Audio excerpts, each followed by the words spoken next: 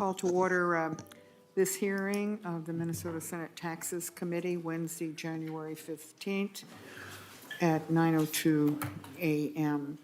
Would like to welcome our new member, in particular, Senator Barr. We're very pleased to have you here. I have indicated to both, and now it'll be both Senator Housechild and Senator Putnam, that they are the welcoming Democrats, and they are to help you. If you have any questions about procedure or anything that comes up, I invite you, and they will be very helpful in helping you out. Okay. Yeah. Did you want to say anything about joining us? No, I'm good. You're good. Okay, fine. And we do have new staff.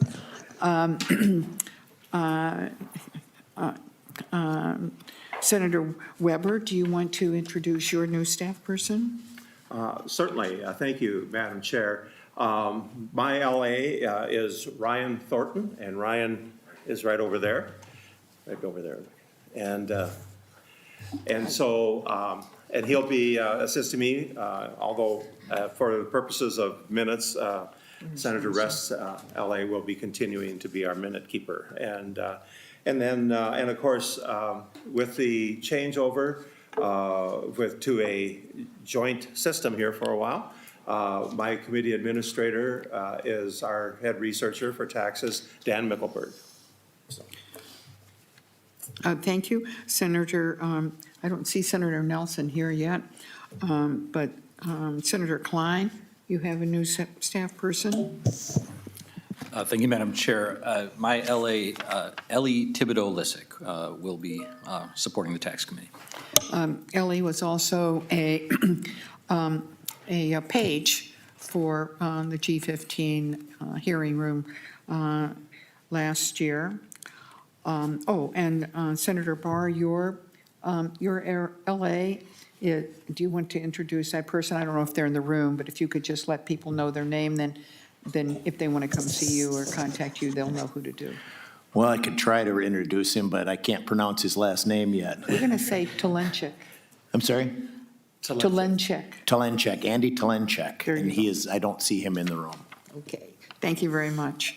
On our committee pages are Jill Cherney, if you'd introduce yourself, Mitchell Winter, they're all behind me, and Sydney Tiffany. There you go. Welcome to the tax committee and to G15. It's the best hearing room in the Capitol. Okay, yes, good. I'm now going to direct the committee clerk to note the roll.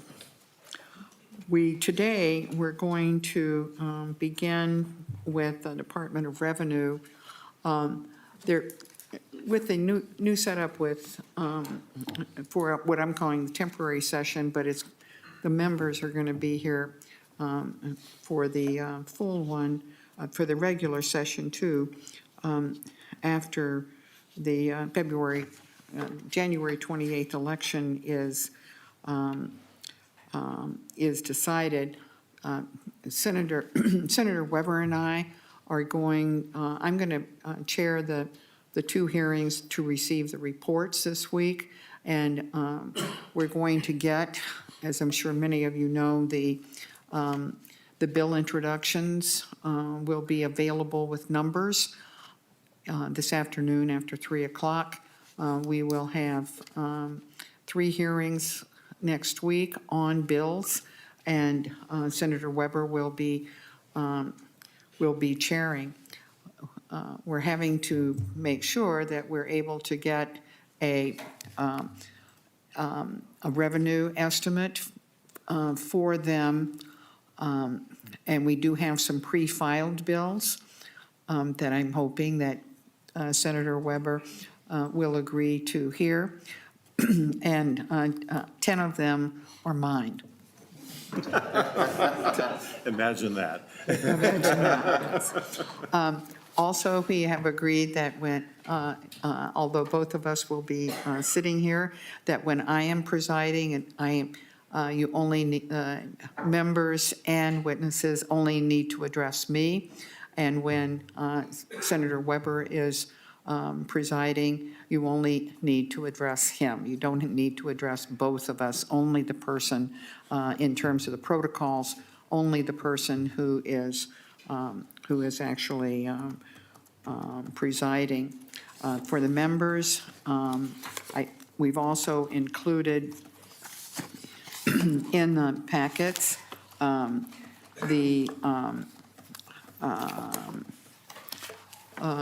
the procedures for the tax committee. And Mr. Bergeron, what's the other document? Madam Chair, it's the taxes jurisdictions posted on the Senate webpage. Yeah, the taxes committee jurisdictions, so that if you want to check about whether a bill is properly before us as a committee of origin, you will, you'll have that in front of you. Are there any questions from members before we begin?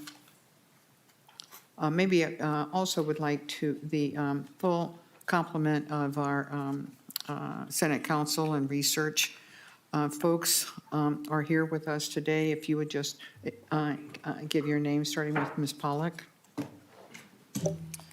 Madam Chair and members, Nora Pollack, Counsel for Sales and Income Taxes. Madam Chair, members, Eric Sylvia, I primarily handle property taxes and mining and minerals and TIF. Madam Chair and members, my name is Casey Mumm. I'm the fiscal analyst for the committee. Madam Chair and members, Rachel Johnson. I primarily work on property tax modeling and local government aid and other aid programs. Thank you very much. So the first, we're going to welcome Mr. Willett from the Department of Revenue. These first 2 days are not an overview, but we as usually thought about, but we do have mandatory reporting and reports that have to be done in various places, and we are going to we're going to go through those except for one, and that has to do with solid waste and SCORE grants, and we're holding off on that until we hear a bill that addresses that issue. I also want to draw members and the public's attention to this absolutely gorgeous rendition of our new state seal, which I think this is the only hearing room in the building that features that in the center of the hearing room, and I hope you'll take have an opportunity to at some point come up and admire it, because it is truly lovely, and the carpet is now matched to complement the inner circle there of blue dots. It's a lovely design. Mr. Willett, welcome to the committee. If you would identify yourself, please, for the record. We invite you to give us a review of the tax expenditure budget and the circumstances under which it is produced every other year. And I believe there's a change this time in terms of the timing of the report. If you would indicate that to us, too, would appreciate it. Mr. Willett. Thank you very much, Madam Chair, members of the committee. My name is Eric Willett. I'm the Director of Tax Research at the Minnesota Department of Revenue. It's my privilege to present to you the most recent edition of the tax expenditure budget. This one projects the cost or the value of over 300 tax expenditures in Minnesota State and Local Tax Code for the fiscal years 2024 through 2027. I've got about 24 slides. I'm going to move relatively quickly because you've got a lot of other reports to hear, but I'm happy to slow down and go into more detail or repeat anything if I'm going too fast. So please cut me off as you see fit. And Mr. Willett, I'm going to invite the members to take the report with them. So if there are questions that don't get answered, that they will feel free to contact you at the department. Yes, thank you, Madam Chair. Members, please reach out to me directly if you have any questions that I don't cover today. Very quickly, what I'll be doing is talking about the purpose and history of the report, the idea of what a tax expenditure is, how we define them for the purposes of this report, how the report has been used and can be used to assist in policymaking. Then I'll zoom in on what's new in the report. As the chair indicated, there are some new requirements that were put into law a few years ago that are first reflected in this version of the report. I'll go through some examples so you kind of know what you're looking at when you flip through the report. And then I'll talk a little bit about the scope of tax expenditures. Okay, so what do we mean when we say tax expenditures? For our purposes, we say tax expenditures are statutory provisions which reduce the amount of revenue that otherwise would be generated by a tax by granting special and selective tax relief to a subset of taxpayers. Or alternatively, they are provisions which exclude a portion of the tax base, preventing a lower rate that could raise the same amount of revenue. So it's basically a tax break that affects some but not all taxpayers. The report estimates the impact of over 325 statutory provisions across 16 state and local tax types, again, that grant special and selective tax relief to a subset of taxpayers. This is a big effort by a large number of Department of Revenue staff. We started working on it, a year ago last fall because of the scheduling change, which I'll talk about in a little bit. We've been, along with our other responsibilities, been working on it for well over 12 months. Tax expenditures touch on virtually every area of public policy. That's one of the real interesting things about tax policy, as you all know very well from serving on the tax committee. There's a little bit of every other committee in the tax committee and in the tax code. The report really enables regular legislative review of government benefits that are ongoing law, but not part of the biennial budget process. I want to repeat that because that's really important. The reason we have this report is because these sorts of statutory provisions change who pays how much taxes, but they're ongoing and they don't show up in the biennial budget. There's no line item for the marriage credit or for the exemption of clothing for sales tax. Those are just permanent parts of the features of our tax code. This report tries to catalog those so you have a reference point for all the ongoing policy that's been made by your predecessors that doesn't come up for automatic review every 2 years. This report was first published in 1985, so we've been doing this for quite a long time. I think this might be the 19th version of the tax expenditure budget. So if the only purpose of taxes was to raise revenue to fund government services, virtually every economist would say the best approach would be to have a very broad base and very low rates. You would want the taxes to distort economic decisions as little as possible if the only purpose was to raise revenues for government services. But that's not the only goal of the tax code that we have. Policymakers, past and present, want to achieve a lot of goals, and there's different ways to do that. One of the ways to achieve a policy goal is to put a provision in the tax code. Some examples on the slide. We want to encourage home ownership, so we have a mortgage interest deduction in the income tax system. You want to help lower-income people pay for childcare, we have a childcare credit. You want to recognize or reward the service of combat veterans, we have a combat credit, and on down the list. Importantly, any of these goals could be achieved with a direct spending program that's part of the biennial budget process, but the policy decision by the legislature and governors of the past was to put these in the tax code and have the policy achieve that in that way. So for the purposes of our report, if you read the introduction, we have certain criteria that we use to decide what's a tax expenditure and what isn't a tax expenditure.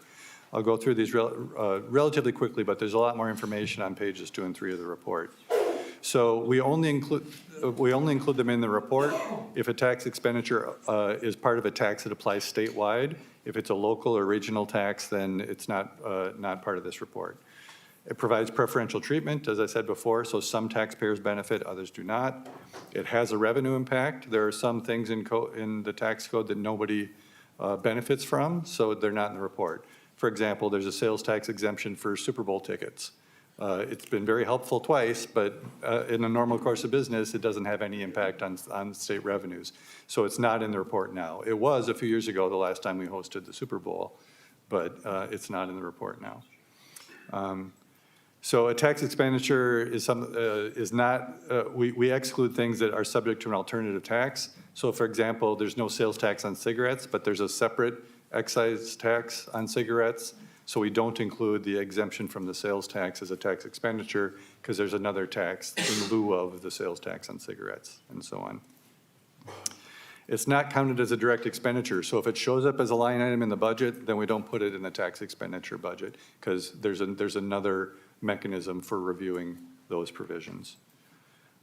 It's only a tax expenditure if you all have the authority to change it. There are things that exempt certain income and property that are outside the authority of the legislature and the governor to change. By virtue of federal law, federally owned property is not subject to the property tax. You could not change that even if you were interested in it, so we don't include those tax expenditures in this report. You all need to have the authority to change it for it to be in the report. And finally, Mr. Willett, yep. what would be an alternative tax? So for example, there's a special sales tax on motor vehicles. So motor vehicles are exempt from the regular tax. So we don't include that exemption as a tax expenditure because there's a different tax taxing that same activity. Our final criteria is that it's included in the report's definition of tax base, and that's really important. We can only decide what is a tax expenditure if we have a sort of an idealized base that we can compare it to. And I'll talk about how we define some of those in a little bit.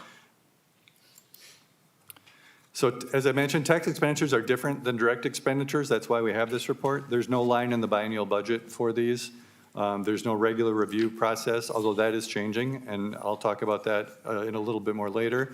And your great staff from the Tax Expenditure Review Commission will also be talking today about that.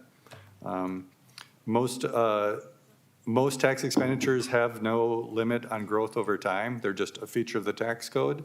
You could say they're on autopilot unless the legislature decides to debate and review and change them. There are some that have sunsets, but the majority of them do not. Unlike direct expenditures, most of them have their, are born out of the tax committees rather than out of the policy committees, although some start out as ideas in the policy committees and make their way to tax committee. But in the end, most of these become law through an omnibus tax bill. There's often limited public access to information about tax expenditures because a lot of our taxes, the information is non-public. Which can be different from benefits bestowed directly through direct spending programs. And finally, there's a difference of perception.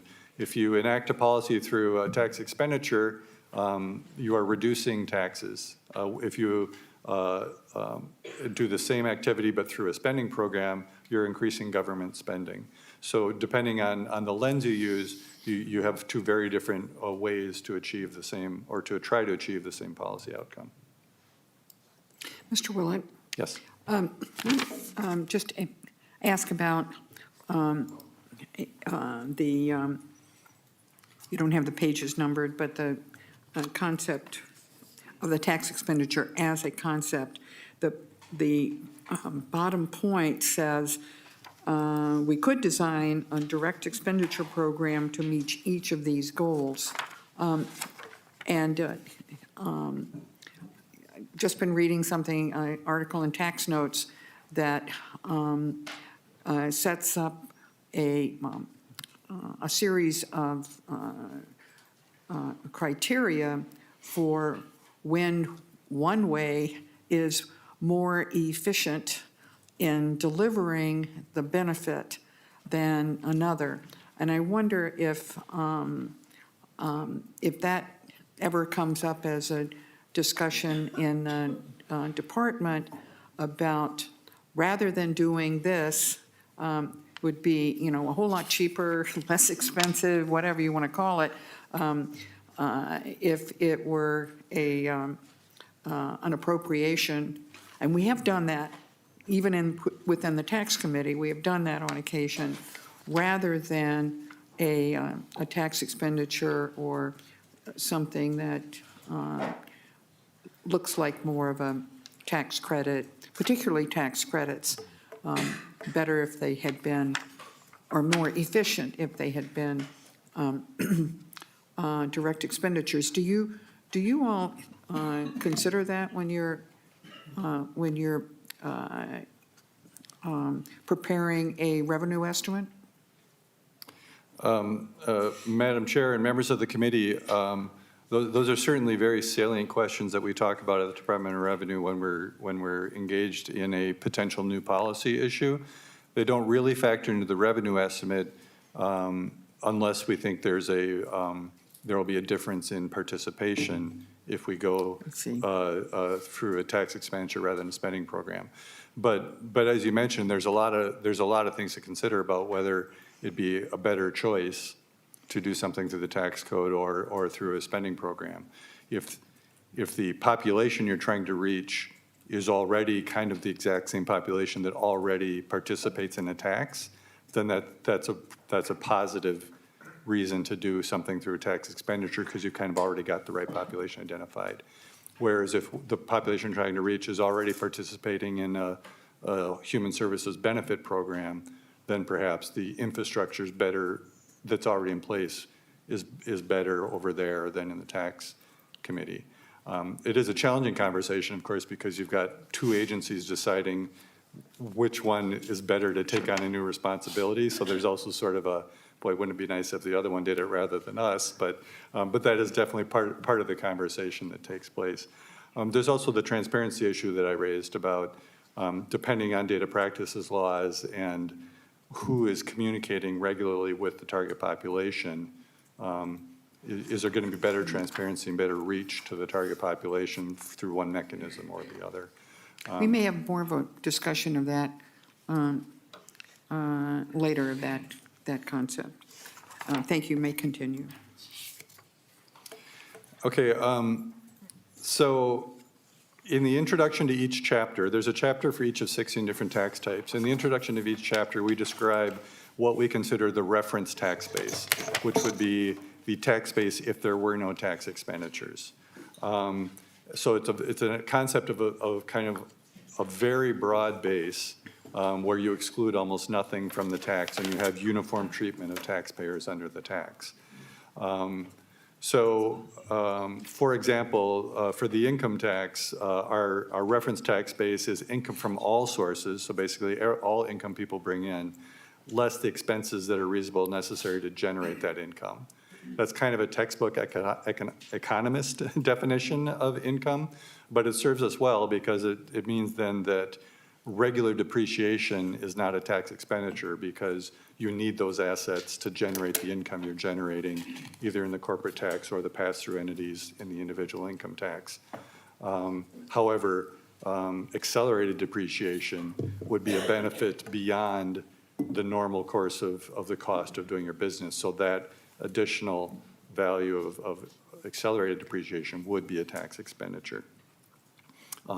And as I said, every chapter describes the reference tax base. This is not meant to identify what the right tax base is or the perfect tax base. It's the reference tax base for the purposes of defining what a deviation from that base is. Okay. So the tax expenditure budget can give you guidance on just knowing what kind of benefits are in the tax code. It can also help if you're wondering what are all the ways government promotes X policy. You want to look both at spending programs and at tax expenditures to see what all the different ways are that government incentivizes particular or disincentivizes particular activities or consumption or income. it can be used as a way to determine how could we broaden the base and lower the rates, if is the policy issue that you're grappling with. But there are some cautions when you're looking at this report. So a lot of tax expenditures are necessary to make the tax system easily administrable, both by the taxpayer and by the department. So repeal of some tax expenditures would really increase the complexity of the tax. You talk a lot about federal conformity items. We piggyback our income tax on the federal tax code. Sometimes we don't conform to the federal tax code when you all have a good policy reason not to, but that adds complexity because that means once the taxpayer is done with their federal form, they have to make adjustments to that when filling out their Minnesota form. So that's a trade-off of the policy goals that you want versus the ease with which the individuals can fill out the tax forms. Tax provisions that involve timing like capital gains and that sort of thing, anything where we deviate from the recognition of timing in the federal code would be incredibly complex for the taxpayers if we have a different way to do that at the state level. You're asking people to keep 2 sets of books to fill out their federal forms and their state forms. So there's a lot of these things that we call tax expenditures, but there'd be big challenges to not doing them even if you wanted to broaden the base and lower the rates. Repealing some tax expenditures would cause compliance problems. It would just be really hard to administer. In the sales tax area, we have an exemption for occasional sales. That would be your neighborhood garage sales and things like that. Even if you had the policy interest in taxing them to broaden the tax base and make a more uniform application, good luck trying to administer implementing the sales tax on every garage sale and lemonade stand in the state. So there's a good reason to have some of these tax expenditures just so that for ease of administration, again, both for the taxpayers and for the department. There's also, when looking at this report, some of these provisions interact with each other. So if you're interested in repealing a group of tax expenditures, the revenue estimate might look something different than adding up all the numbers that are in the tax expenditure budget. But the revenue estimate always indicates an interaction with other policies, as I recall, usually with the sales tax or the money from the various constitutional amendments that would have an impact, correct? I mean, that's on the revenue estimates, as I recall. Madam Chair, members, that's correct. We do try to identify those as well. Some provisions, even within a tax type, interact with each other. Here's an example. For those taxpayers on their income tax form who they do itemized deductions rather than the standard deduction, there's a number of different types of things that can be deducted as part of the itemized deductions. Each of them individually have a dollar amount. If you were to simply add those up, and those are in Chapter 1, Section 3, if you were to add them all up, it'd be about $190 million. But at a certain point, if you repeal those, more and more people are going to be on the standard deduction. So they won't go down to zero, they'll just go down to the standard deduction. So when you add them all up, the net change in tax, if you were to repeal all of them, is only $131 million. So almost 25% of the simple sum wouldn't be realized. And there are other examples I can go into if you're interested. What I'm really excited to talk about is what's new in the report for 2024. As the chair mentioned, there were some law changes in 2021. The same law that created the Tax Expenditure Review Commission, who will be presenting after me, also made some changes to the report.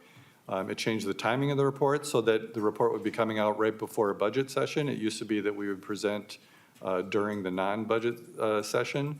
This way the legislature has both a fresh budget numbers and fresh tax expenditure numbers when contemplating a new biennial budget. There's also some new requirements that were put into law. So there's some new features in this report. When the Tax Expenditure Review Commission identifies objectives for a tax expenditure, we put them into the report. Or if the statute identifies a objective for the tax expenditure, we put them in the report. Right now, there's only about 60 of them that have an identified objective statement. As the Tax Expenditure Review Commission continues those work, that list will get longer and more of the items in this budget will have a purpose or a objective statement. We've also added a revenue neutral change. So we've always had the dollar estimate of if you repealed this tax expenditure, how much would the taxes go up? Now we also show if you repealed the tax expenditure but wanted to keep the dollars constant, how much could you reduce the rate? So for example, in the sales tax, if you repeal the sales tax on clothing, it's X millions of dollars. Now we'll also show if you want to repeal the exemption on clothing but keep the revenues the same, how much could you reduce the 6.5% general fund rate? The other big change is we added incidence analyses for what are called the major sales and income tax expenditures that's defined in the statute. So in 50 of the tax expenditures, you'll actually see a table of taxpayers broken down by income decile, so 10 groups from lowest income to highest income. Our estimate of how the money from each of these tax expenditures is distributed by income. So I think you'll find that really interesting, and I'll show some of those when I get to the examples. A couple other things that are new in this report. There's a new chapter. The cannabis gross receipts tax did not exist the last time we did this report, so chapter 16 is new in the report. There are 4 tax expenditures, I think, in that chapter. We don't have a lot of data because the tax is just kicking in now, so those are very rough estimates. We hope to refine those in future reports, but that is a new feature of the report.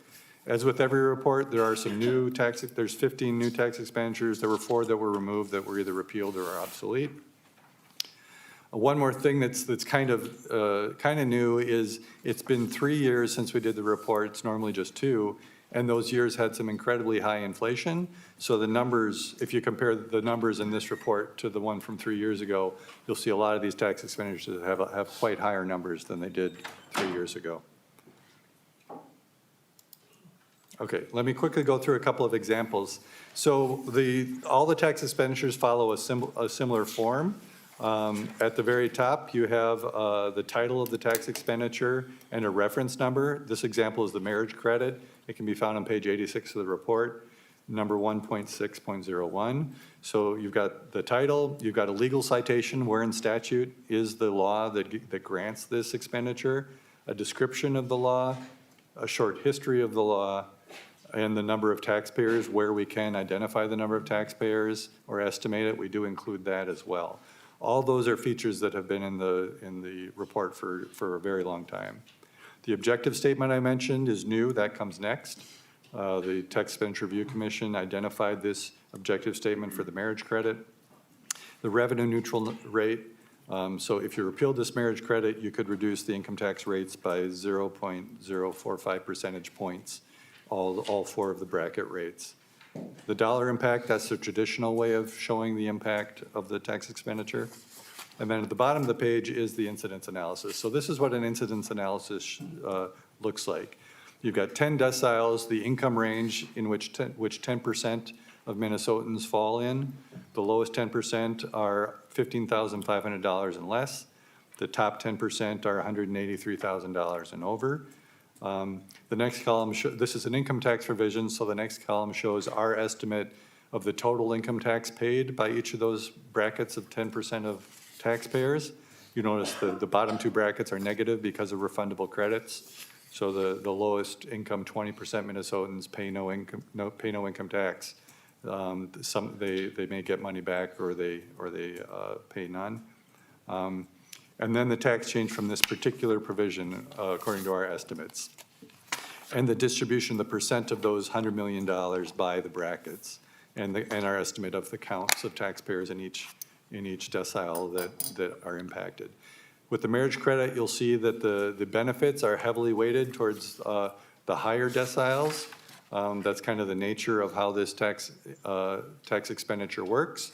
It's it's a benefit that benefits dual income households where one income is much higher than the other income. And the income has to be a significant difference to get a credit. And that's why most of the benefit falls to the upper 3 or 4 deciles.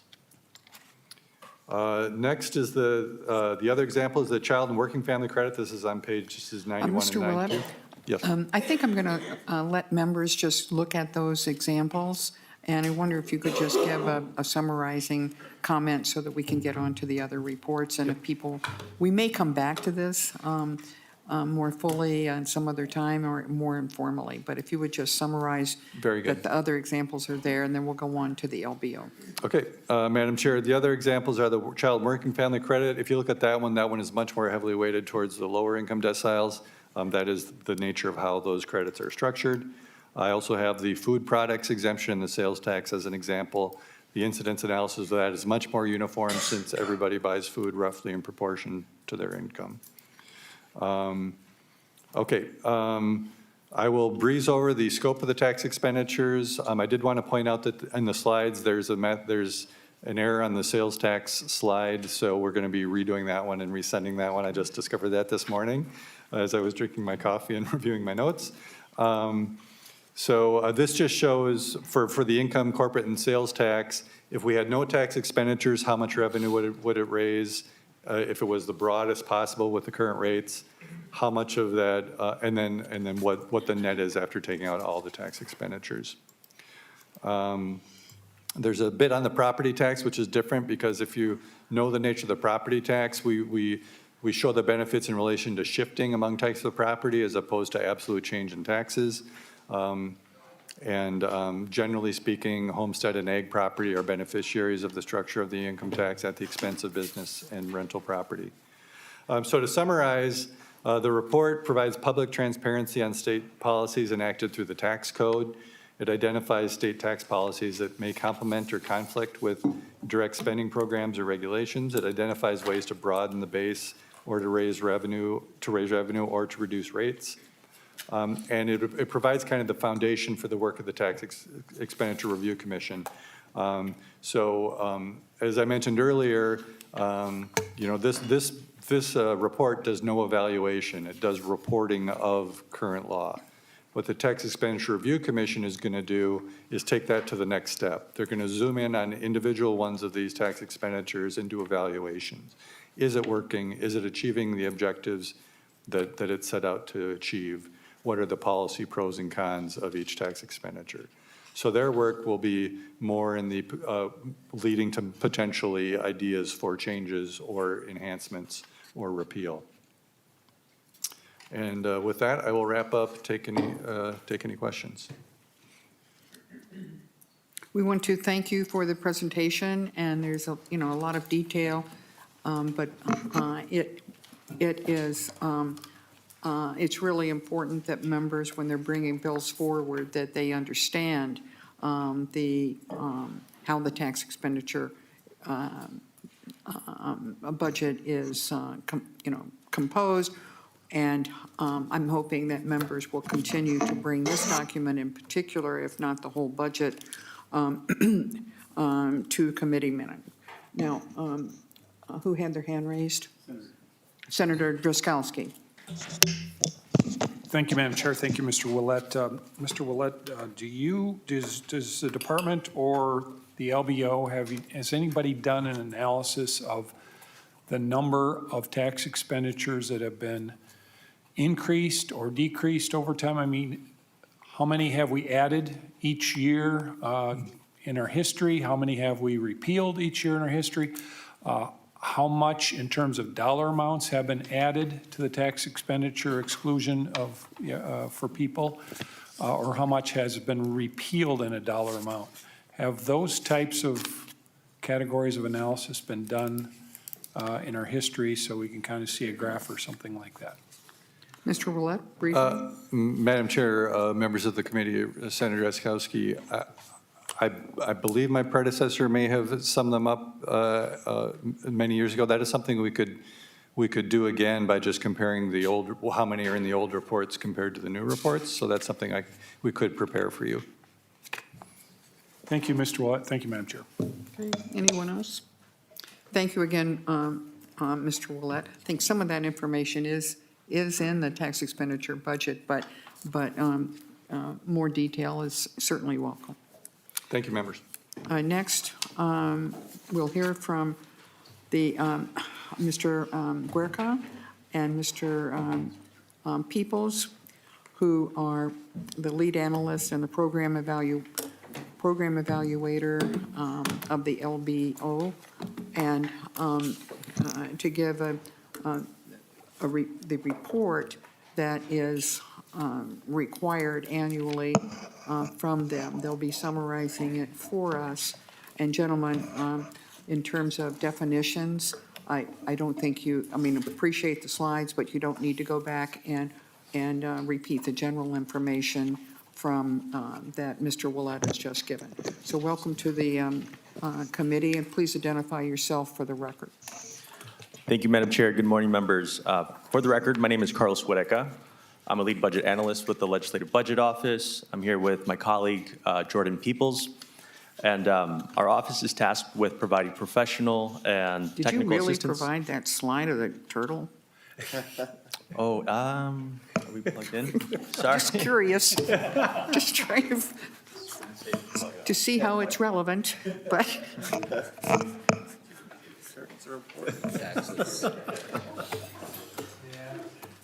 Swimming with the turtles, it's us. Better? It's okay if you can go on, it was just funny.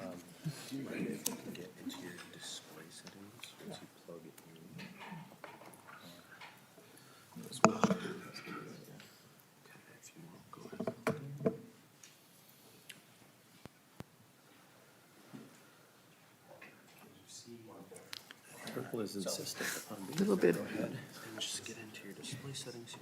it's a really nice turtle, that's for sure. It's a very lovely turtle. It's a big hit.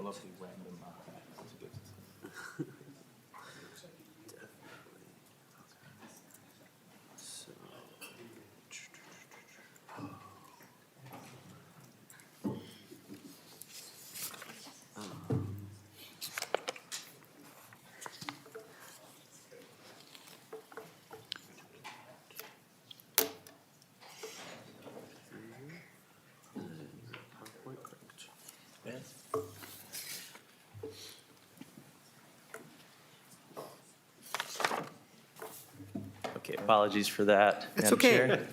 Welcome to the committee, and please continue. Thank you. As I was saying, I'm here with my colleague today, Jordan Peoples. Our office is tasked with providing the technical and professional assistance to the Tax Expenditure Review Commission. So it's in that capacity that we're here before you to present on the Commission's annual report, which was provided on December 16th, 2024 to the committee. So briefly, what we had prepared to talk about today was a definition of tax expenditures, which will pass since Mr. Willett gave a great presentation on that. We also plan to cover a brief background of the commission for those that are not familiar with the commission, some of the statutory considerations that really influence the content of the report itself and the activities of the commission, and we'll close with a review of the tax expenditures presented to the commission, as well as the contents of the report itself. So I will just point out that members should have a copy of these slides, as well as the annual report with your meeting materials. So again, I'll just touch briefly on the fact that the commission operates under the definition of a tax expenditure found in Minnesota Statutes 270C.11. And we ground ourselves in the tax expenditure budget, the latest version. Okay, so some background on the commission itself. It is governed by statutes 3.8855 enacted during the 2021 first special session. The complement of the commission consists of 8 legislative members appointed by majority and minority leaders of each chamber. There's a 9th voting member, which is the commissioner of the Department of Revenue. Additionally, an ex officio or non-voting seat is reserved for the chair of the House and the chair of the Senate tax committees. if they are not formally assigned to the commission. So duties related to the charge of the commission are outlined in statutes with specific components of review that the commission must consider throughout their evaluations. The commission is tasked with reviewing the tax expenditures for effectiveness and for their fiscal impact to the states. So of the 9 components of review, we just want to highlight the 9th component, which is that the commission must provide a recommendation to continue to repeal or to modify a tax expenditure after it's been evaluated. And the commission does provide an annual report on December 15th of each year. So this slide just provides the membership of the commission from 2023 to 2024. The term of these members technically did end at the start of this regular session, and so appointments are to be made at the beginning of a regular legislative session in odd-numbered years, such as this one, and it runs through the beginning of the regular legislative session in the next odd-numbered year. So that provides 2 years of terms. So just briefly to summarize the duties of the commission, it's broken up into 2 phases. Phase 1 is an initial review, and so the commission identifies the objective of a tax expenditure and possible metrics to evaluate those tax expenditures by. The second phase is really that evaluation of a tax expenditure, so again, anchored in those 9 components of review. Each tax expenditure must be reviewed at least once every 10 years, and the commission may elect to omit a tax expenditure from review if it was adopted in reference to federal law. And there are other certain conditions that are laid out in statute that give the commission discretion as well. So with that brief overview, I'll hand it over to Jordan to provide more detail on the 9 components review and the report itself. I'd like to point out to members from the report that Mr. Willett just gave. He noted that there are 327 identified tax expenditures, and with the requirement that Mr. Huerta just indicated, that every single one of them has to be reviewed within 10 years. That's a huge responsibility for the members of the TERC. Madam Chair, members, for the record, my name is Jordan Peoples, and I'm a program evaluator with the Legislative Budget Office. Welcome to the committee. Minnesota Statute 3.8855 lays out 9 components that the commission must include in their evaluations. First, annual revenue loss. The Department of Revenue provides an updated estimate of annual revenue loss for each tax expenditure. 2, the purpose. The commission identifies the purpose or objective of said expenditure if it's not previously established in statute. And we do not use the word purpose, we use the word objective. That's a Senate position of long standing. But just to point that out. Moving to our third, impacts and efficiency. Each evaluation must consider if the expenditure reaches its intended objective and its efficiency in doing so. Comparing the effectiveness, our 4th component of review. The evaluation identifies other state and federal incentives that work towards the same objective and compare the tax expenditure that is being evaluated to these other policies. 5th component of review is potential modifications. When appropriate, the evaluation will suggest potential modifications to increase the effectiveness of the tax expenditure for the commission to consider. Next slide here, we'll go through the 6th through 9th components of review. 6, we have the amount the tax rate could be reduced. The Department of Revenue calculates the tax rate reduction for tax expenditures, meaning if that tax expenditure was repealed, how would the tax rate decrease? This is also referred to as the revenue neutral rate. Our 7th component of review is our incidence analysis. The evaluation must consider who ultimately pays for said tax expenditure and who benefits from that tax expenditure. This component also requires an assessment of how the incidence of said tax expenditure interacts with the state's tax system.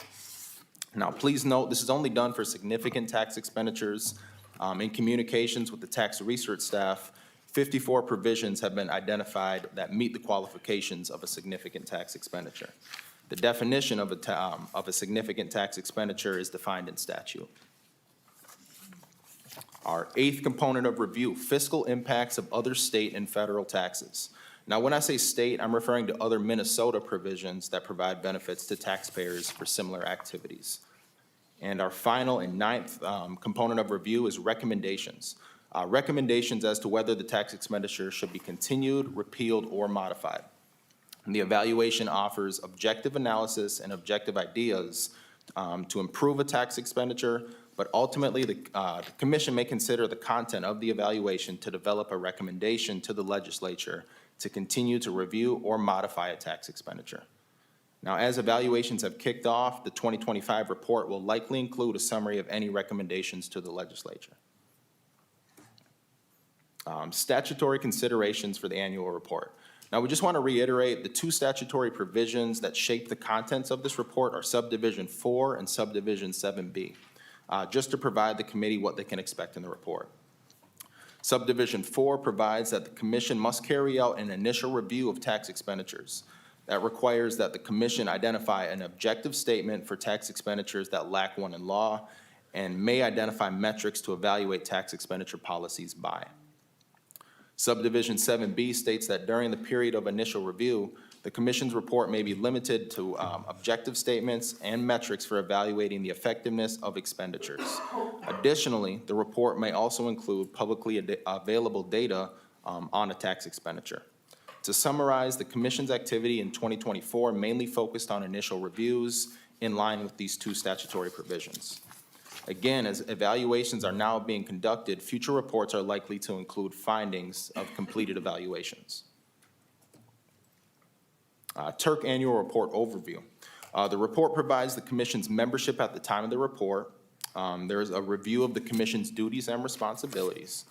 In total, the commission met 6 times in the calendar year 2024, and a summary of each meeting is provided in the report. The report provides some general background information on tax expenditures and highlights past efforts at the state and federal levels to evaluate tax expenditure policies. The commission conducted 45 tax expenditure objectives with presentations provided by staff of the LBO. The commission took action on all of the tax expenditure objectives and directed the LBO to evaluate all 45. A full list of the 45 tax expenditures reviewed in 2024 can be referenced on page 10 of the annual report. Now, please note that all the figures in the report come from the 2024 tax expenditure budget. All the content the commission approved was from the 2022 report. Going forward, all reviews presented will be based off the most recent tax expenditure budget published by the Department of Revenue. I'll now transition just to go over some high-level summary of our Tax Expenditure Review Commission annual report.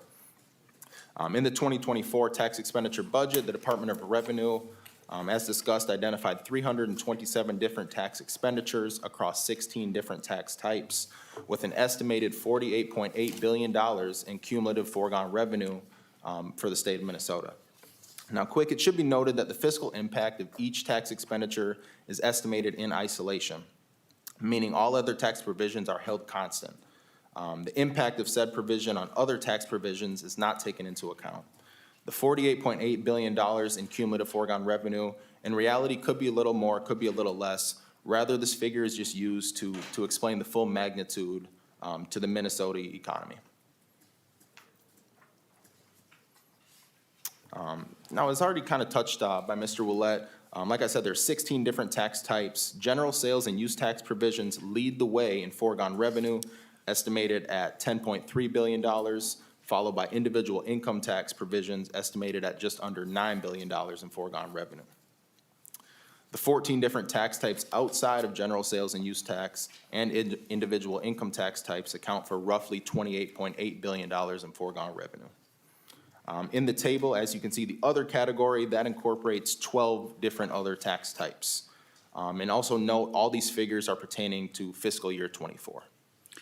Mr. Peoples, you don't, and I don't think the department does either, you don't analyze the impact of local sales taxes that are imposed by, either by referendum or a local sales tax that is imposed by the state, but is not a statewide sales tax. Is that correct? Madam Chair, for the record, Carl Swedeka, that's correct. We have not provided that analysis. I think that's important for members to know. We're looking at doing some reforms of the local sales tax procedures and protocols with the goal of, if a sales tax is locally is to be imposed, that local government with all those guidelines and guardrails and whatever would not need to bring their proposal to the legislature either before or after the referendum to be enacted into law. Thank you. All right, moving forward here, just going to go over quick some high-level, our 5 largest tax expenditures in terms of foregone revenue. Our largest is our selected services category.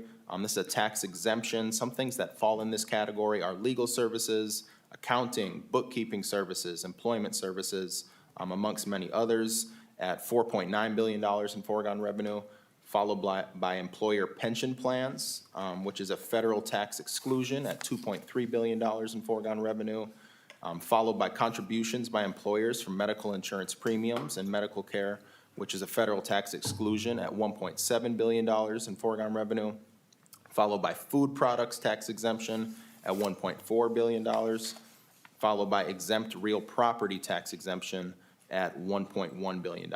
So that's the line that would reference schools and churches.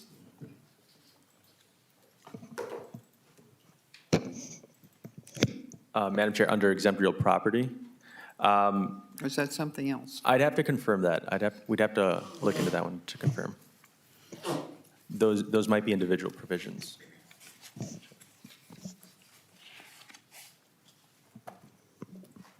All right, moving forward to tax expenditure initial reviews in 2024.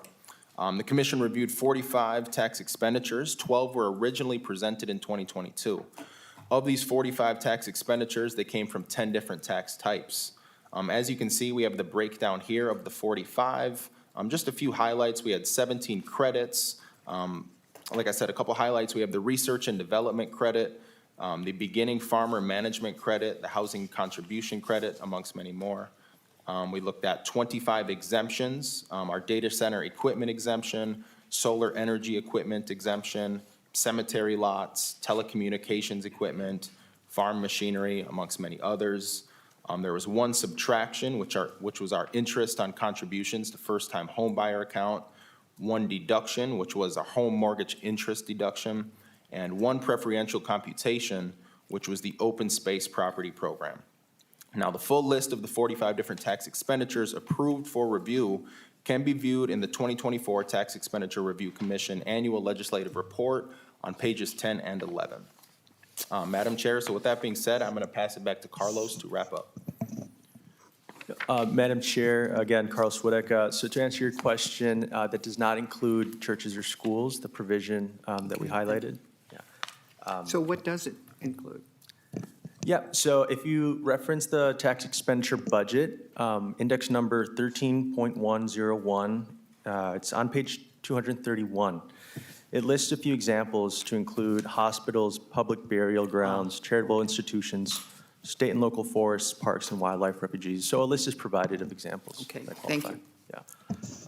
So again, members, Madam Chair, we just want to express a note of appreciation on behalf of our office to our nonpartisan colleagues in the House and Senate Research and Fiscal Services, as well as the Tax Research Division at DOR, and the folks at the Program Evaluation Division of the Office of Legislative Auditor. They provided a tremendous amount of help to our office over the last year. So just a note of appreciation. And with that, that's a brief overview of the annual report of the Tax Expenditure Review Commission. We're happy to answer any questions or provide follow-up offline. Question, Senator Dibble. Thank you, Madam Chair. Well, your question triggered my question. your question triggered my question, which had to do with churches and schools. And maybe it's a question for Mr. Willett, and we can get the answer later, but I'm wondering if those maybe not be considered tax expenditures because they're an assumed part of the overall tax structure, the tax base as we understand it today.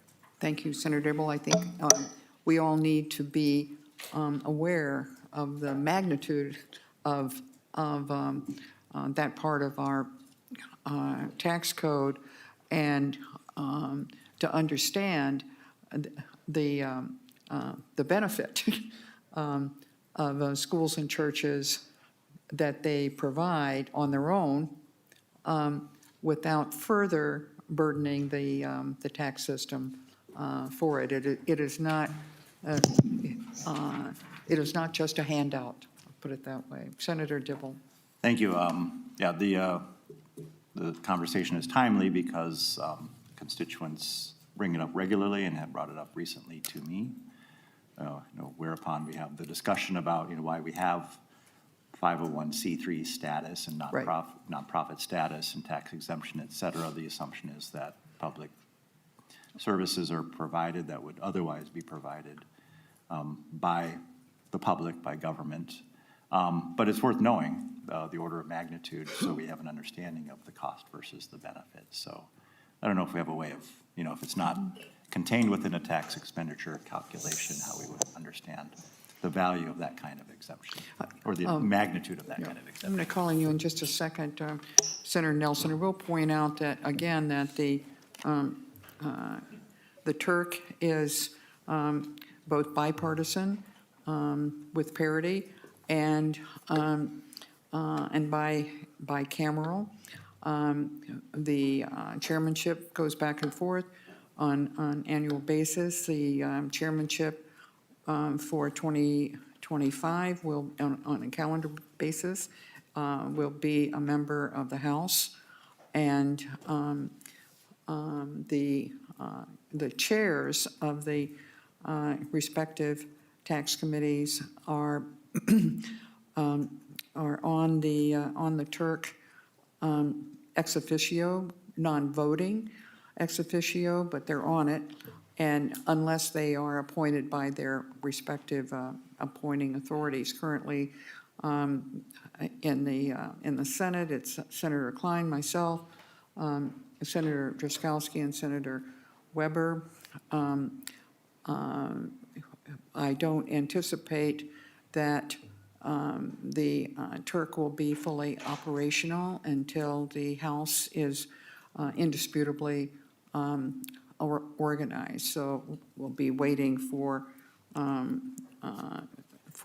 that designation, but the chairmanship will revert to the House under any circumstances, and the commissioner serves really as a balance for any disputes between the House and the Senate. So the commissioner can break a tie if there hasn't yet been any votes on the TERC. I was the chair for this past year that would indicate either a partisan or a chamber divide. Senator Nelson. Oh, thank you, Madam Chair. My comment was just to the discussion about those tax exempt properties. And we did not mention the government-owned properties as well. And also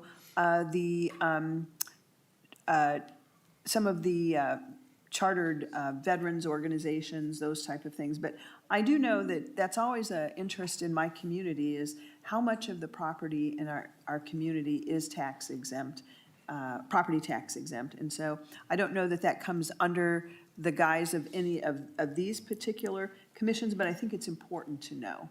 And I'll be getting that again. And certainly that is, it's a huge issue for the city of St. Paul and Ramsey County because it's the seat of state government, and all of these buildings are exempt from the property tax. Senator Klein? Thank you, Madam Chair. And thank you for opening our work this session with this review. It's been really important and meaningful for me to kind of update myself on how we review for obsolescence these various expenditures which are spending.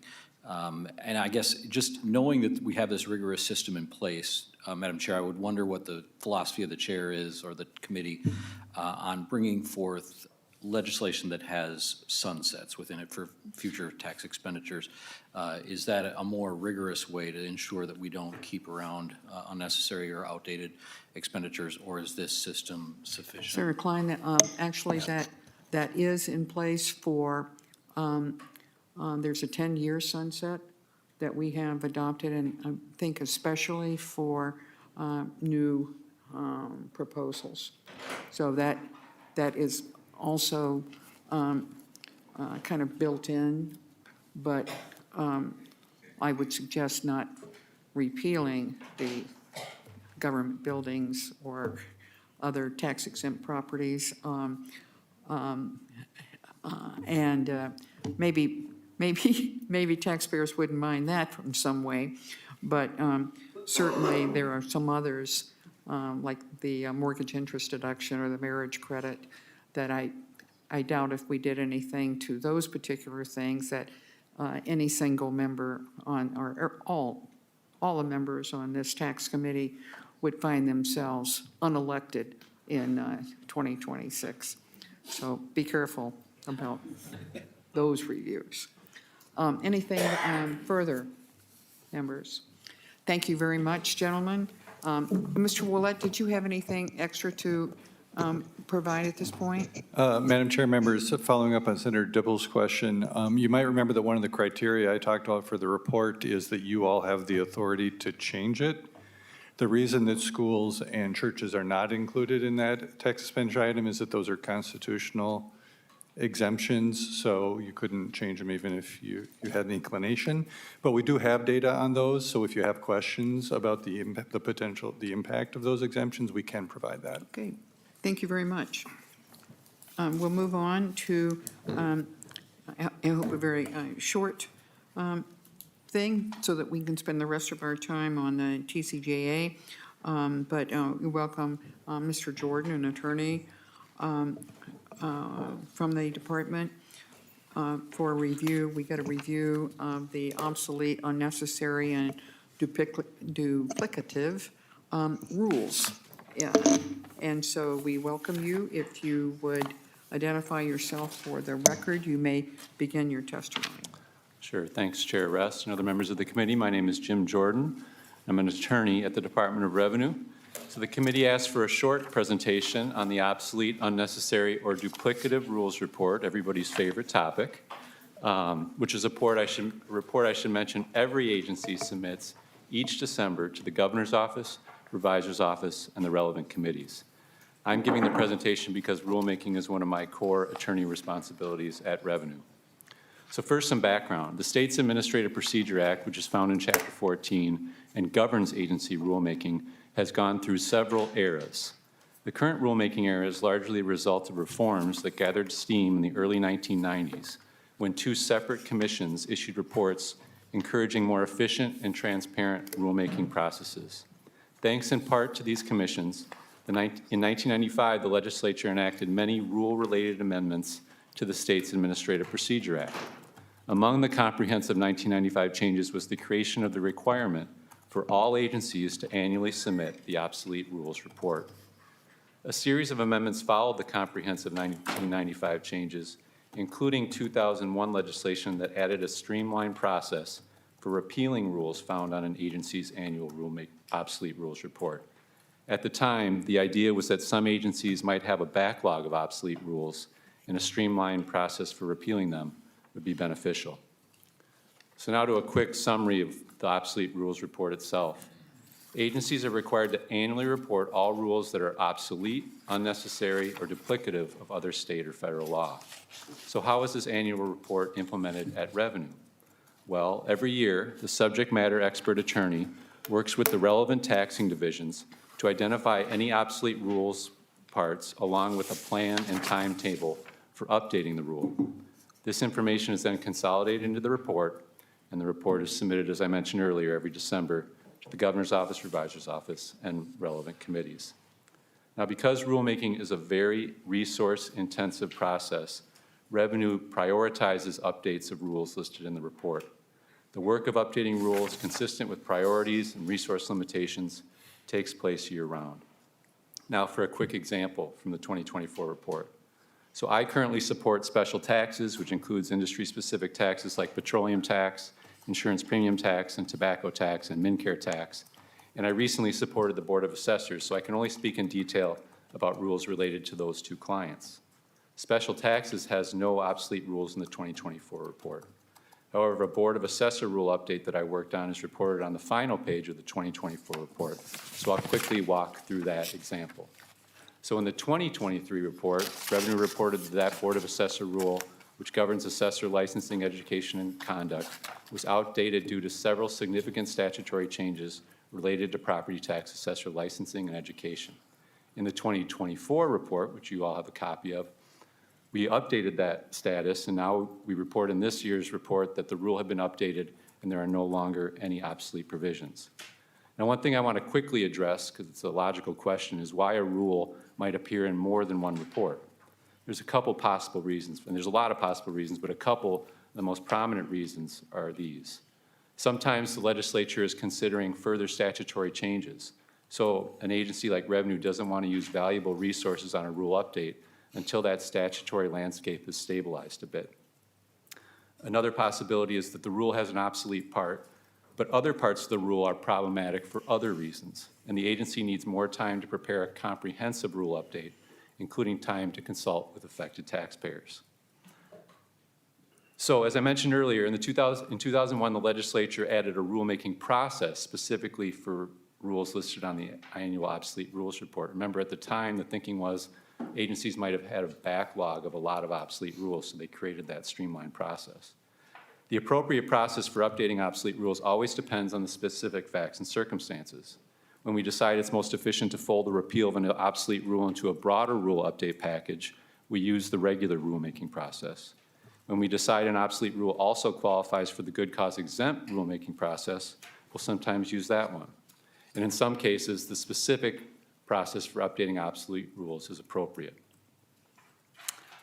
That's the end of my presentation. If there's any questions, I'm happy to entertain them. Thank you, Mr. Jordan. This past year, the Supreme Court, on a federal level, in the Loper case, overturned a previous practice with regard to giving deference to interpretations of a law by federal agencies.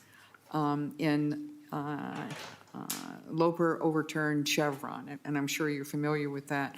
We do not yet know, although lots of speculation about whether that is going to be an issue for states as well, that the courts will pay attention only to the words in the statute and not how federal agencies interpret those statutes, which, right, prior to the Loper decision was the prevailing understanding of what the law meant. The guidance becomes that when we propose bills, whether they're, and even in the state, that the language of them be as specific and directive as possible, even though the departments will still have rulemaking decisions, that we would just encourage members when they're working with Senate Council and with the department to make sure that the language is as clear, concise, and as possible, so that even a rule accompanying it will not be challenged. So I think that's an important distinction, even though, as I understand it, there have been no similar challenges in either in the tax court or in district courts. So just a reminder of that. But thank you very Thank you very much. Any questions about obsolete rules, et cetera? Thank you. One of the more, I think, challenging actions and activities of the federal government under the new Trump administration is how they're going to deal with the TCJA, which has a number of provisions in it that we conform to and that we otherwise may not conform to, but they are expiring. And what impact that may have on state revenues.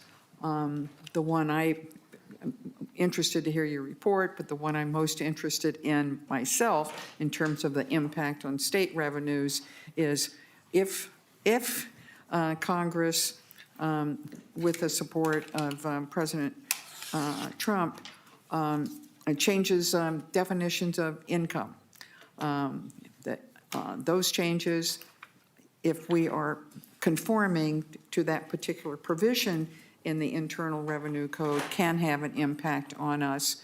If they just change rates, the impact would be interesting, important, but not necessarily have an impact on state revenues. But to that end, I welcome Mr. O'Rourke and Mr. Ness, also officials in the Department of Revenue, to talk about those conformity issues. Welcome to the committee, gentlemen. If you would identify yourself for the record. Thank you, Madam Chair and members. My name is Dan O'Rourke, and I'm the Individual Income Tax Policy Supervisor at the Minnesota Department of Revenue. Is the screen coming through? No turtles? And thank you, Madam Chair. My name is Jeremy Ness. I'm the Corporate Tax Division Policy Technical Manager at the Minnesota Department of Revenue. So thank you. Thank you very much. Continue. Okay, members. So today we'll be presenting on the provisions of the Tax Cuts and Jobs Act that will be expiring at the end of 2025, and what that means to Minnesota. And here are the topics we'll be covering. We'll explain how Minnesota addresses tax conformity. We'll provide a history of the Tax Cuts and Jobs Act, or TCJA. We'll describe how Minnesota addressed the TCJA through conformity or decoupling. And we'll provide information on the impacts of the upcoming TCJA expiration. The TCJA is a federal act. To better understand the TCJA and its impacts to Minnesota, we first need to understand how tax conformity works in Minnesota. So Minnesota's tax code relies heavily on the Internal Revenue Code, or IRC. There are hundreds of references to the IRC throughout Minnesota's tax laws, ranging from the definition of partnerships, corporations, and insurance companies, all the way to what are considered wages, charitable contributions, and even what marital status a taxpayer can use on their tax return. Two definitions in the IRC are particularly important to our state's individual income taxes and business taxes, that the chair alluded to. For individuals, it's federal adjusted gross income, or FAGI. FAGI is a starting point for the Minnesota individual return and is calculated on the individual's federal income tax return. It includes gross income and above-the-line deductions. For businesses, it's federal taxable income, or FTI. FTI is a starting point for a business's Minnesota income tax return and is calculated on the business's federal income tax return. Anytime a new federal tax law is enacted, we need to update the IRC and Minnesota statute to conform to the federal tax code. Otherwise, Minnesota's tax laws will be out of conformity with the IRC. Minnesota is a static date conformity state.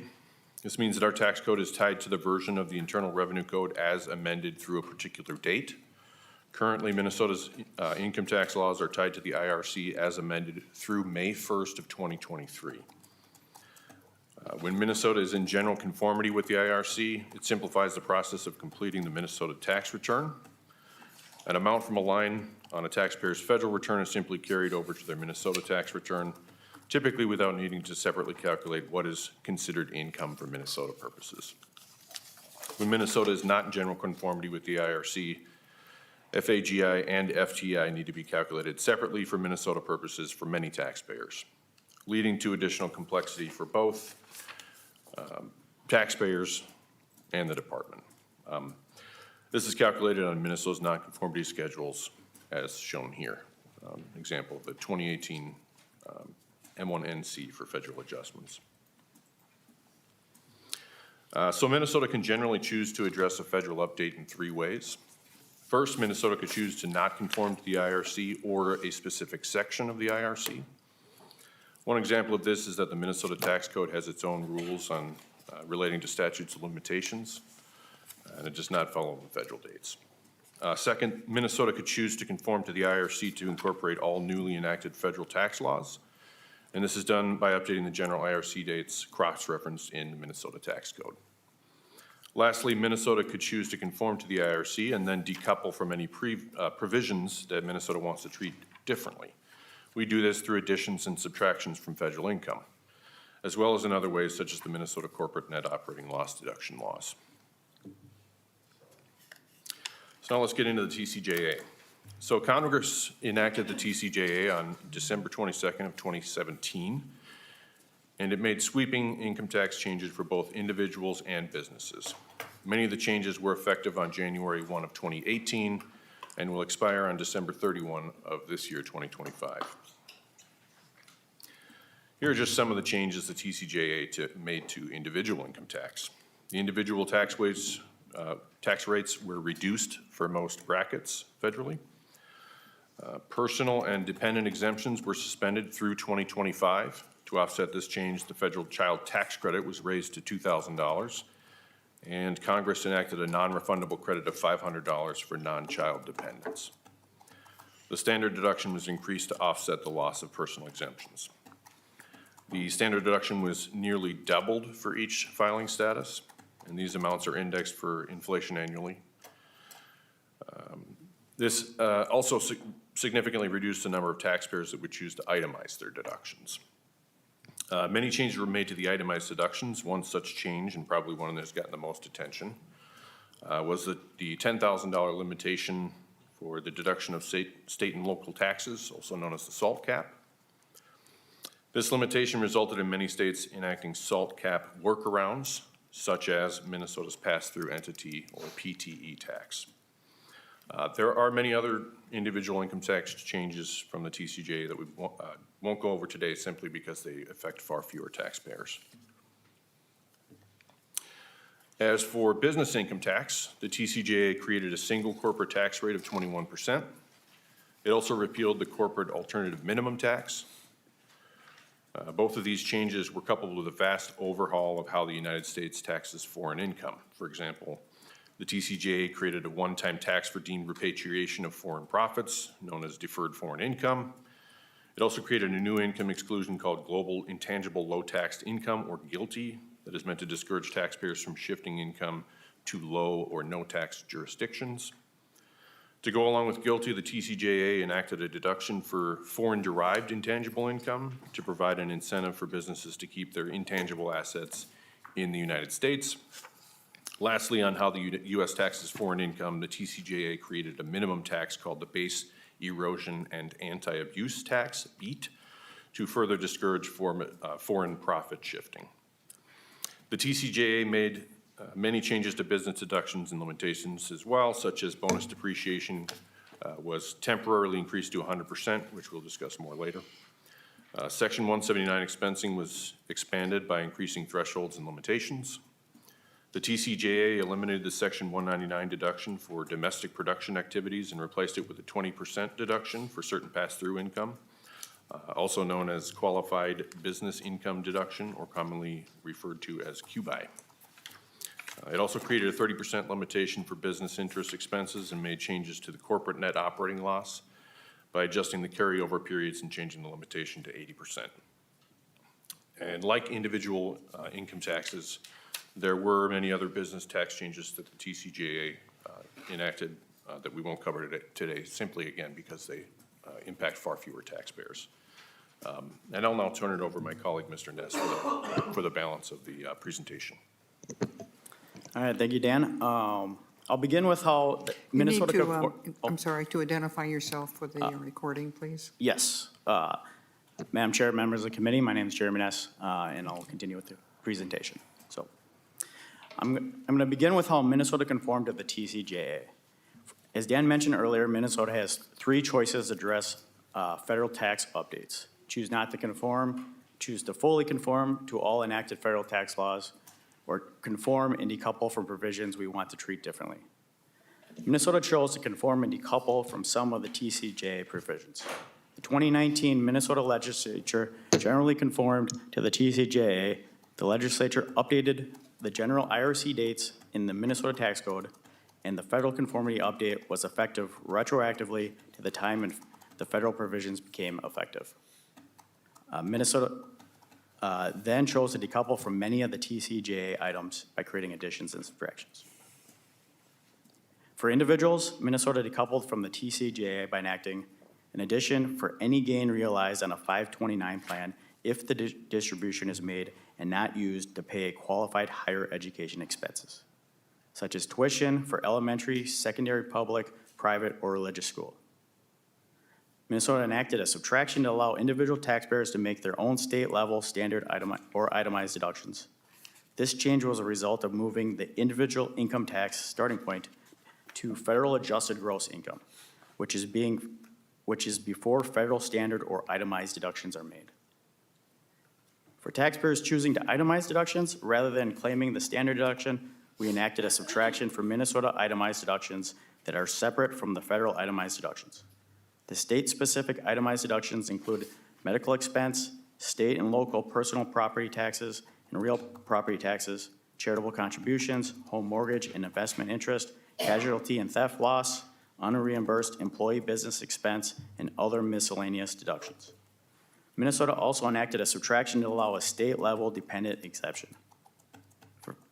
For fiduciary and estate trust, Minnesota enacted an addition for the Section 199 Cap A qualified business income deduction. This was the new 20% deduction for certain pass-through income enacted as part of the TCJA. This addition was not necessary for individual taxpayers due to having the federal adjusted gross income as the starting point. All right, for businesses, Minnesota decoupled from the TCJA for foreign income program by enacting an addition for the foreign-derived intangible income deduction, a subtraction for the one-time repatriation of deferred foreign income, and a subtraction for the global intangible low-taxed income inclusion. This guilty subtraction was later repealed during the 2023 Minnesota session. Minnesota addressed the TCJA in other ways as well.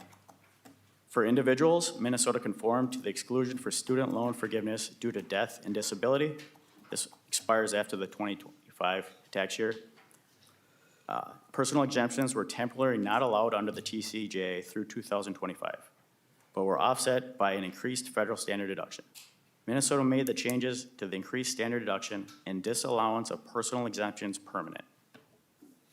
For businesses, the state-level corporate net operating loss limitation, or NOL, was adjusted to 80% of the taxable net income, similar to the TCJA limitation. The state-level corporate alternative minimum tax, or AMT, was retained. Even though the federal corporate AMT was repealed, for Minnesota purposes, we still use the pre-2018 federal law calculations. To go along with the federal interest expense limitation enacted as part of the TCJA, Minnesota required the interest expense limitations to be calculated using the Minnesota Combined Group entities. Since there are sometimes differences between the federal consolidated group and the Minnesota Combined Group members, the interest expense deduction may be different at the state level than the federal level. The Minnesota Historic Structure Rehabilitation Credit was amended to match the federal credit payout structure enacted as part of the TCJA. Instead of the full amount of the credit being paid out in one lump sum, the credit is now paid out in equal installments over a 5-year period.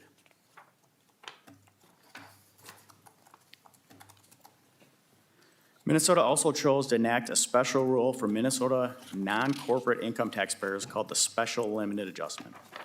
This adjustment was only for tax year 2018 returns. It required an automatic adjustment to the tax liability or refund to zero. If the changes to the taxpayer's return were due solely to the federal changes between December 16th, 2016 and December 31st, 2018. This adjustment was meant to keep a taxpayer's return liability the same as it was originally filed, except for certain items that were listed in statute. These exception items were for provisions with carryovers into future years, such as depreciation and basis items. As stated, Minnesota tax law makes direct reference to the IRC. Minnesota updates the general IRC dates in our tax law when there are new federal laws for Minnesota to conform to. When a federal tax law expires, there can be impacts to our state's tax calculation. In addition to this slide and the coming slides, we included a handout that just lists out the expiring Tax Cuts and Jobs Act provisions for your reference. So you can see which provisions do and do not impact Minnesota tax calculation. Some provisions from the Tax Cuts and Jobs Act that Minnesota conformed to are expiring on December 31st, 2025, unless otherwise noted on the handout. These items affect federal income. This is important because federal income needs to be determined before taxpayers can start their Minnesota income tax return. As a result, these items will have revenue impact to Minnesota. A few of the provisions have special Minnesota treatment, such as modifications. We'll go through a few of these impacts shortly. Other expiring provisions of the Tax Cuts and Jobs Act will not impact Minnesota because Minnesota has decoupled from the federal law. These are the provisions in the second grouping on the handout. As a result, these items will not have a revenue impact to Minnesota. Minnesota taxpayers may still see changes to their federal income tax liabilities. Now we'll walk through how some of the TCJA expiration will impact Minnesota. During the 2019 legislative session, Minnesota moved the starting point of the Minnesota individual return from federal taxable income to federal adjusted gross income. Then we created our own standard deduction, itemized deduction, and dependent exemptions. By making these changes, we have limited interaction with the TCJA's expiration of the federal standard deduction and many of the federal itemized deductions. However, Minnesota conformed to the TCJA's limitation of the 60% for charitable contributions. This means we will change Minnesota's contribution limitation. When the TCJA expires, the limitation will change to 50%, which was the amount before the TCJA.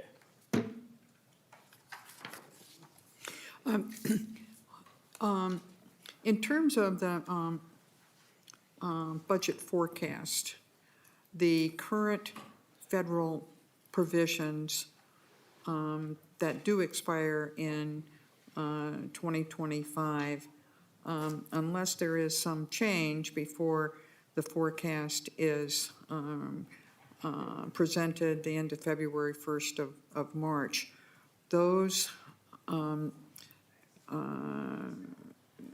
conforming provisions will be recorded as having expired, correct? Madam Chair, so if I understand the question correct, I believe the forecast is done under current law. So if a provision expires and it goes away, there's no, that's how the forecast is currently counting it to act. So presuming that it will go So if the away. federal government decided not to expire, not to have some of those provisions expire, we would have to take action to conform to those provisions relative to any impact on the budget forecast for Minnesota. Yes. I bring that up in particular because, and I would call on Ms. Pollock if I get this wrong, but we had some real complicated computations to have to deal with in one of the previous omnibus tax bills about when certain provisions were impacting our state law, that we needed to go back and recover that, I believe in the 2023 tax bill that we had not caught in the 2021. So what the federal government does is very confounding sometimes to get it right with the dates and so forth. And we're going to be, as I'm sure you will as well, paying particular attention to if something is extended for 6 months or a year or even more than that, or made of, in a sense, I guess nothing is really permanent, but any kind of permanent change that does not have a sunset at the federal level, we're going to pay particular attention to that. Senator Nelson. Oh, sorry. My apologies. Okay. Anyone else have a question or so far? I'm sorry, go ahead. Oh, thank you, Madam Chair. Yeah, I can continue unless there's a question. So just to continue to slide 17, another impact to Minnesota is bonus depreciation. So the TCJA changed the federal bonus depreciation to allow businesses to immediately write off 100% of the cost of the eligible property. Before the TCJA, the bonus depreciation was limited to 50% of the cost of the property.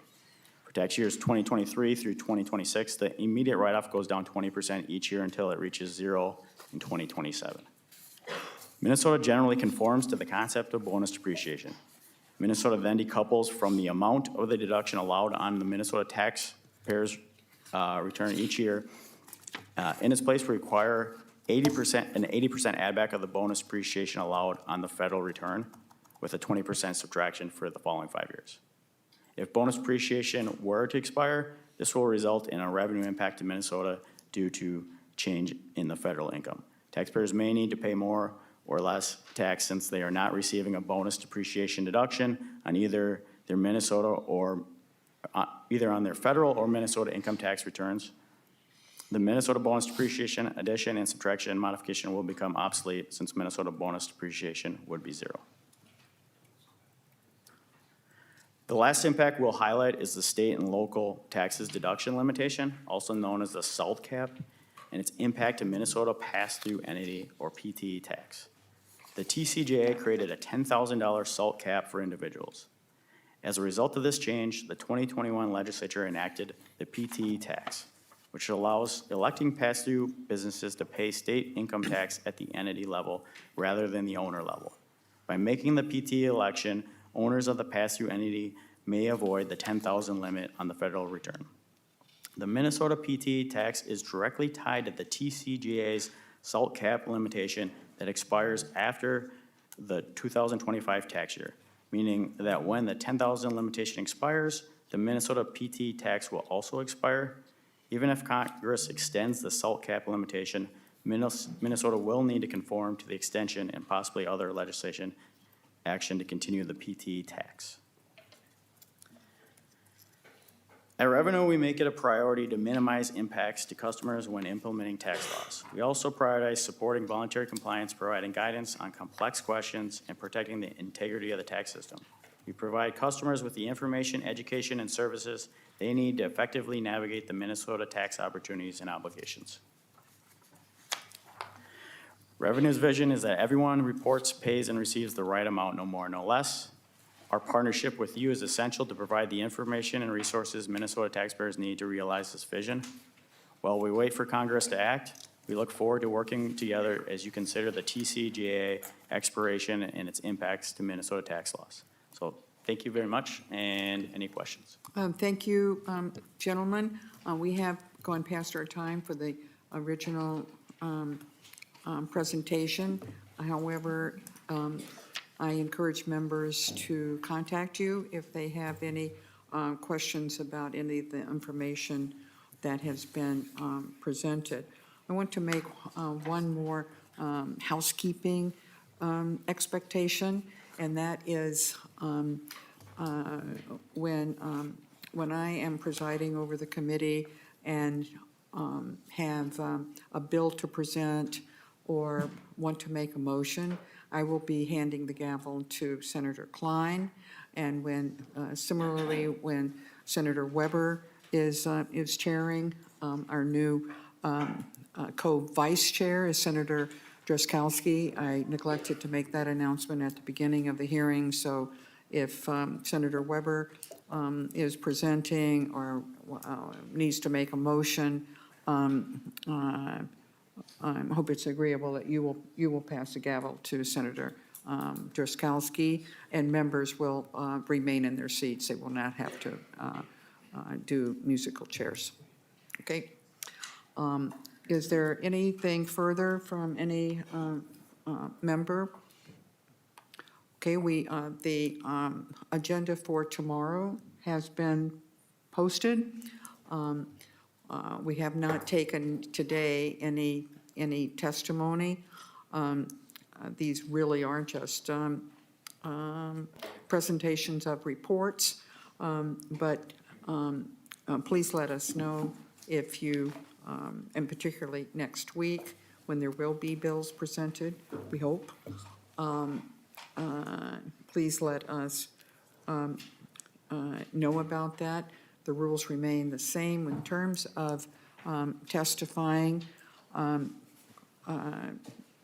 I'll let you read those over. I'm not going to repeat them now, but the common procedure of someone having to, a member having to request a hearing, and then Mr. Berggren will be the one who is compiling the list of testifiers and so forth in collaboration with Mr. Milkelberg, but send your requests for that and all of the information and requirements.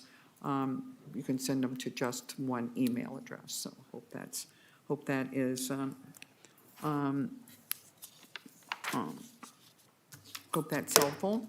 And Senator Weber, I don't believe there's any further business. And C, we can do this, right? Okay. No further business. We stand adjourned.